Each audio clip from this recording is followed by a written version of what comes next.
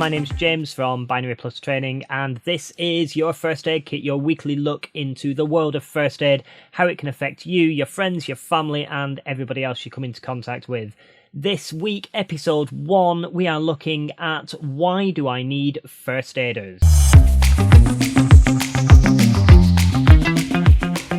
So first aiders are really important for any company, any organisation in fact. The health and safety executive have some guidance out there for you, but that's all it is really, it's just guidance. The Health and Safety First Aid Regulations 1981 merely state that equipment, facilities and first aiders need to be adequate and appropriate in all circumstances. Now, what does that mean, adequate and appropriate? Well, what that really means is you've got to be able to justify what you've got in your workplace.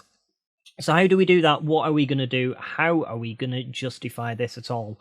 Well, the best thing for you to do is to do what we call a first aid needs analysis assessment, which is where you look at the risks in your workplace, you look at how many people you've got in your workplace, and you basically do a risk assessment that says why you have the level of cover that you have in your workplace for your employees, your visitors, and your customers should they enter your workplace. There's not a lot of guidance from the HSE, so as with any risk assessment, you need to basically own it, take your own information, your own knowledge of your own organisation, and come up with a plan. Now, when we're talking about first aid cover and people with first aid qualifications in our workplaces, there are so many different things out there. The world can get so confusing. There's different names of courses here, there and everywhere. So let's break those down and have a little bit of a look into what each one is, what it means and how it can benefit you. So your first one that you may have heard of is an appointed person.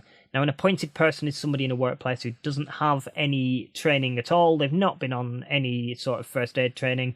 They're responsible for basically making sure your first aid kit is stocked, as well as making sure that they phone the emergency services when they think it's needed.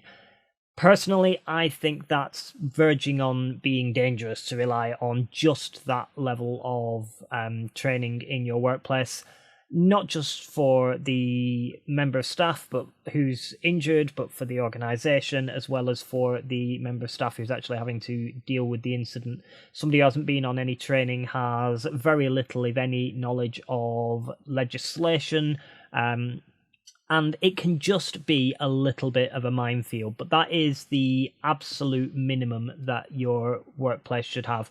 Personally, I would like every organisation to have somebody with a minimum of emergency first aid at work. Now, that's your basic first aid course. That's your one-day first aid course where you learn CPR, you learn basic minor injuries, and not a lot more than that, really. You learn how to manage an unconscious person to make sure that their airway is nice and clear.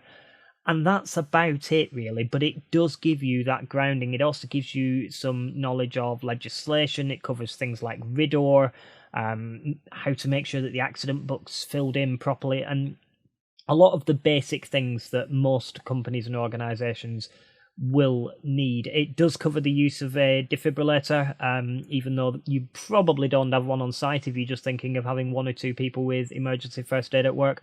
But you never know, when you ring an ambulance, they might tell you where the nearest one is. So from my perspective, for your peace of mind, I would recommend the one-day emergency first aid at work course for any and every company and organisation in the UK to make sure that they are just keeping people safe.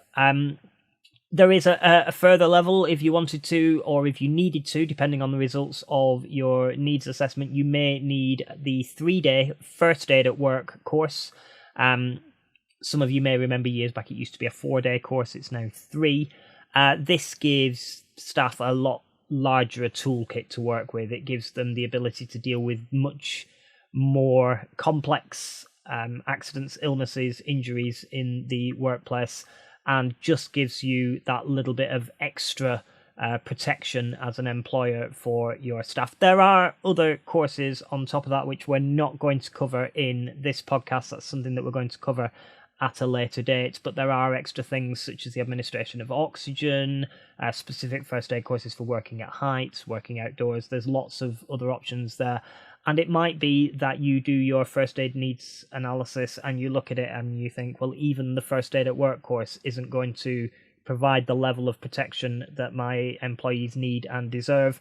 So that's when we can look into further, more advanced training for your staff.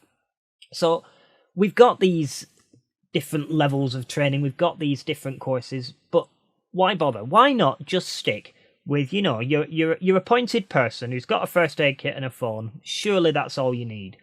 Well, a study performed by the University of Manchester in conjunction with the British Red Cross showed that 59% of deaths that take place in the workplace could be avoided if trained first aiders had been available at the time, and that only 50% of people who did end up passing away in the workplace, only 50% of them did anybody try any first aid at all.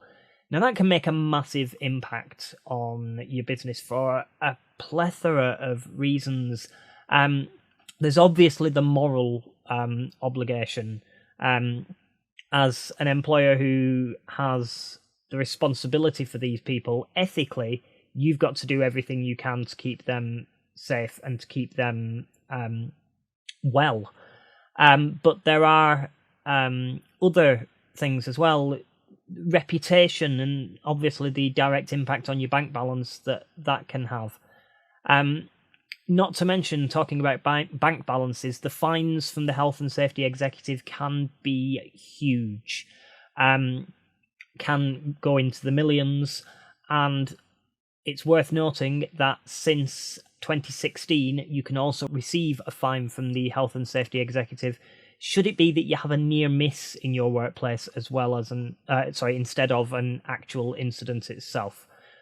So there's lots of things to consider as an employer when we're talking about first aid.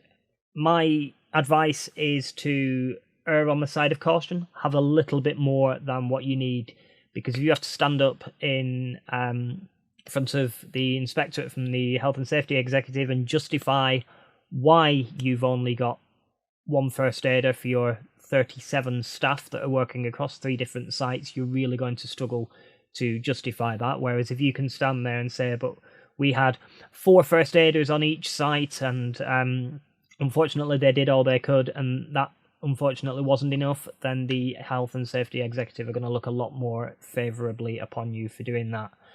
Now, it's also worth considering from a financial perspective how much sickness and absence can really affect an employer. Now, having first aiders on site can mean that your employees can get back to work, can get back to their job a lot quicker than if you don't. It reduces the amount of recovery time, because one of the principles of first aid is to promote recovery. So we're going to do what we can as a first aider to make sure that that person has the best chance of getting better as quickly as possible. Now, if it turns out that that person then comes back to work 2 weeks earlier, that can make a massive difference. So let's take our example of a person who earns £60,000 a year, for example. So this person earns £60,000, brilliant, that's their pot of money that it costs to employ them. Now, that person who you are paying £60,000 a year, on average, brings in £100,000 a year. So £40,000 profit for every £60,000 that you spend on staff. Now, if that person is off sick, you're still paying the employer's costs. They might go on to statutory sick pay. That employment cost may be less while they're off sick, but you still have an outlay for them. They still cost you money. And they don't make you that £40,000 a year that they would normally make. So if we can get people back into work a lot quicker, then that can have a much more positive influence on your bank balance. And when we do the maths, it's quite easy to see that first aid training works out to be a lot cheaper than employee absence. It's a lot cheaper than a fine from the health and safety executive. And do you know what? It feels good to provide the right level of cover, to have it in place that you've got these staff who are trained. If they ever have to use these skills, it really feels good. You can sit there, you can give yourself the well-deserved pat on the back for knowing that you've managed to help that person get back to normality, get back to work, get back to their regular day-to-day lives, and that you have made a difference. The first aider has also obviously made a difference.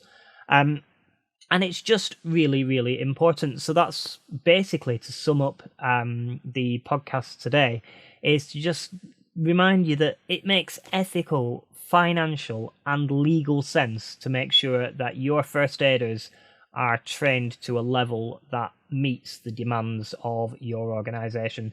If you do want to have a look at any first aid courses that we offer, although you can go to any provider who is capable of delivering these courses, you can go to yourfirstaidkit.co.uk. Up at the top there's a courses button, give that a click and you can go through to our courses. That's it for episode 1 of Your First Aid Kit. I hope you've enjoyed this podcast. I've quite enjoyed it, and we're going to be bringing you another one next Thursday as well. So make sure you keep looking on your podcast app. Make sure you subscribe to whatever podcast service you're using. There'll be a little subscribe button. Hit that and you'll get a notification next Thursday. If you're watching this on the video version on YouTube, like and subscribe down the bottom. If you hit the little symbol that looks a bit like a bell, then you'll be notified when the next one of these comes out.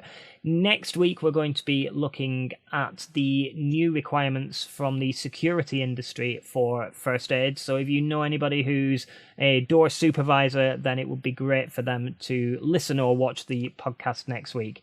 In the meantime, all that I've got to say is stay safe, and I will see you next time on Your First Aid Kit.